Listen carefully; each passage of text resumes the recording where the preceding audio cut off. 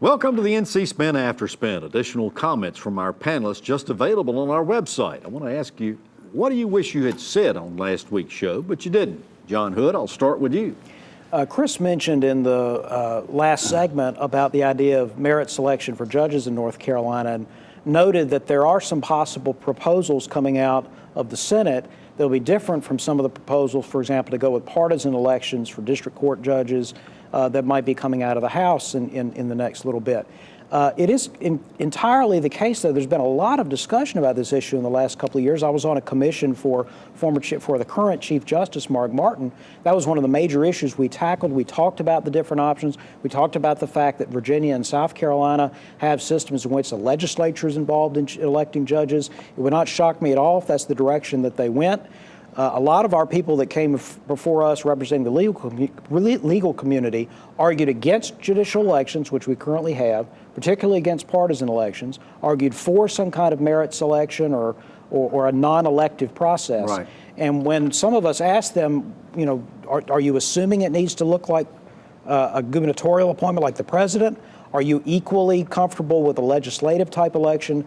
They weren't quite sure, because frankly, a lot of them would rather a Democrat governor pick the judges than a Republican legislature. But we've got to come up with rules that are neutral, that apply across the board, forward in time. Assume that your party's not in power. What would you like? Right. And that's what we need to be making our decisions about. Howard Lee, what do you wish you'd have said on last week's show?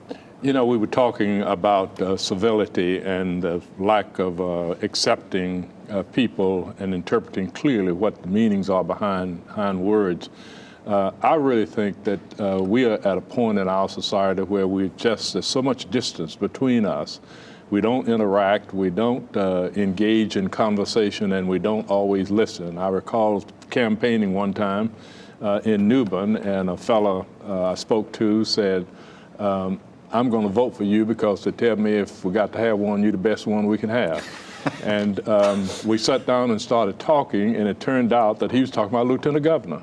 And we had a good conversation. He ended up being one of my strongest supporters. I always remember that, and when I'm giving any lecture on how to accept people for who they are, listen to what they're saying, and then try to be understanding of the meaning behind what they're saying, we'll get much farther down the road. That's a great story.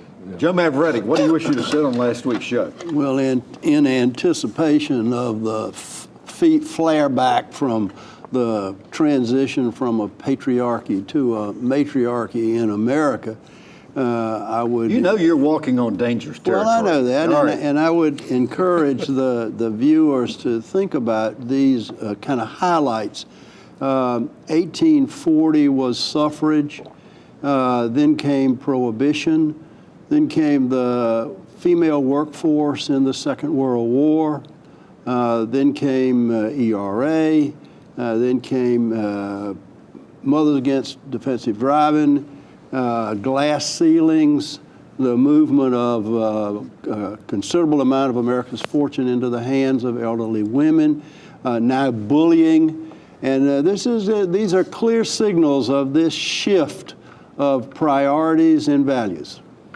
I want to hear how that response is received at your home. Chris Fitzsimon, what do you wish you'd have said on last week's show? Well, you talked about Superintendent of Public Instruction Mark Johnson. I think one of the challenges he's going to have in his career, his administration, is not being seen as sort of a pawn of the Republican leadership in the legislature and carving out his own niche. And I was disappointed that, for example, he didn't speak out against the budget cuts of the Department of Public Instruction that he leads in effect. And so we talked about last week on this show, those cuts that the board was forced to make will reduce the support for low-income schools who were struggling and reduce the support for teacher development. I think it would have gone a long way if Superintendent Johnson had said that he didn't think those cuts were a good idea, if he had helped the General Assembly figure out other ways to do what they wanted to do without cutting the education department that he said, especially when he was getting 10 new positions at that department.